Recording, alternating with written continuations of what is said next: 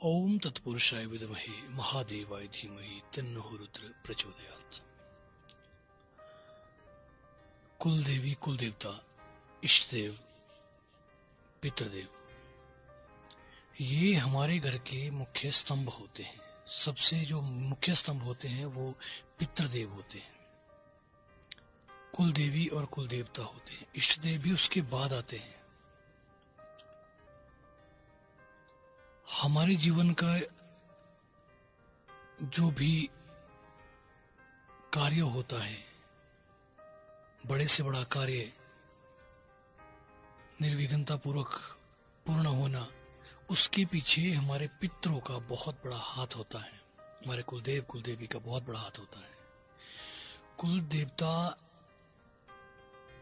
एक इतनी बड़ी शक्ति होती है, पितृ देवता एक इतनी बड़ी शक्ति होती है कि उनके सामने यदि आप उनको छोड़ के संसार के किसी भी देवी देवता के पास पहुंच जाए, बड़े से बड़े देवी देवता के पास पहुंच जाए, तो आपको कोई भी कृपा प्राप्त नहीं होगी, यदि उनकी आपके ऊपर दया दृष्टि नहीं है।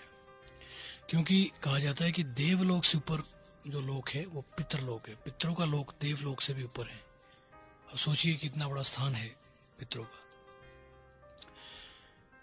पितृ यदि हमारे से प्रसन्न होते हैं तो हमारे जीवन में सब कुछ बहुत अच्छे से चलता है, सब कुछ सही चलता है, कारोबार चलता है, धन धान्य से परिपूर्ण होता है व्यक्ति, हर कार्य जो है अच्छे से संपन्न होता है। यदि पितृदेव नाराज हो तो हर कार्य जो है डामाडोल हो जाता है। इसी तरह कुलदेवी है, कुलदेवता है, यदि नाराज हो जाए तो हमारा कोई भी कार्य संपन्न नहीं होता है।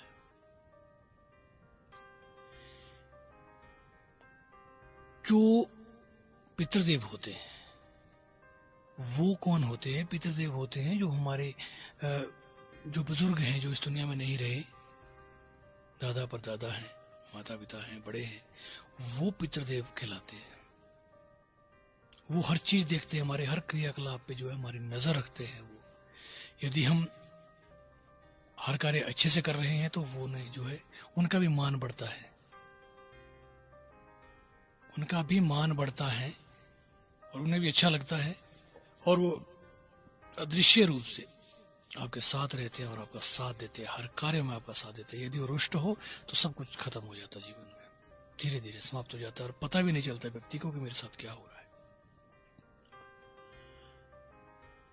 इसीलिए जो पितृदेव होते हैं ये इनके साथ जो होता है हमारा खून का रिश्ता होता है, क्योंकि उनके ही वंश से हम आगे आए हैं। और कुलदेव कुलदेवी कुलदेवता जो सदियों से पूजे जा रहे हैं, पीढ़ियों से पूजे जा रहे हैं, तो उनका भी हमारे साथ बहुत गहरा रिश्ता होता है। इसीलिए यदि पितृदेवता और कुलदेवता की हमें साधना करनी होती है, कुलदेवी की साधना करनी होती है, तो हमें गुरु की आवश्यकता भी नहीं पड़ती है, क्योंकि बहुत जल्दी ये सिद्ध हो जाते हैं। सब बहुत जल्दी सिद्ध होने वाले देव होते हैं। इनकी सवारी भी बहुत जल्दी मिल जाती है। और मैं तो कहूँ कि जीवन में यदि सुख समृद्धि चाहिए तो अपने पितरों को मनाइए और अपने कुल देवता को मनाइए।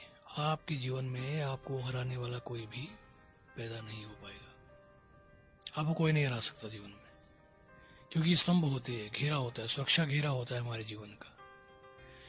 देखिए, इष्टदेव जो होते हैं, इष्टदेव अलग अलग हो सकते हैं पूरे परिवार में।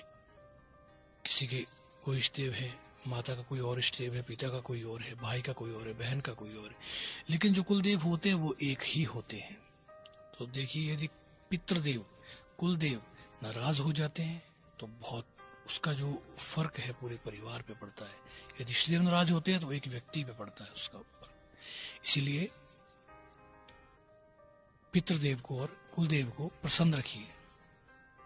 अब इसके मैं आपको कुछ उपाय बताऊंगा। होता क्या है, ये नाराज कब होते हैं? पितृदेव हमारे से नाराज तब होती है जब हम इनके नाम की पूजा नहीं करते हैं। जैसे इनकी विशेष दिन है, जैसे अमावस्या होती है, पितरों के नाम की होती है, तो उस वक्त यदि आपके सदियों से कुछ ऐसा आपकी घर में परिवार में कुछ ऐसा रिवाज है कि अमावस्या के दिन जो है पितरों की पूजा होती है, तो आप कीजिए। यदि ऐसा रिवाज नहीं है तो जो पितृपक्ष जो आता है, श्राद्ध जो आता है, उस वक्त जो है विशेष तरह से जो है अपने पितरों की पूजा कीजिए, उनको तृप्त कीजिए, उनके नाम का भोजन दीजिए, और उनके नाम से दान दक्षिणा ठीक है, तर्पण कीजिए, ठीक है, कहीं तो पिंडदान भी कर सकते हैं। तो उस वक्त यदि आप ये सब करते हैं तो पितर आपसे बहुत खुश रहते हैं। दूसरी बात आती है कुल देवता की।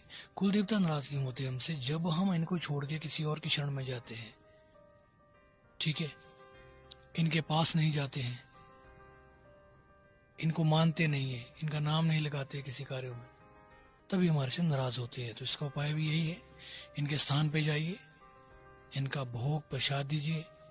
घर में सबसे बड़ी बात है, अपने घर में, अब जहां भी रहते हैं, घर में रहते हैं चाहे कारोबार से बाहर रहते हैं, कुल देवता के नाम का, कुल देवी के नाम का जो है घी का दीपक आप अवश्य हर रोज सुबह शाम जलाएं।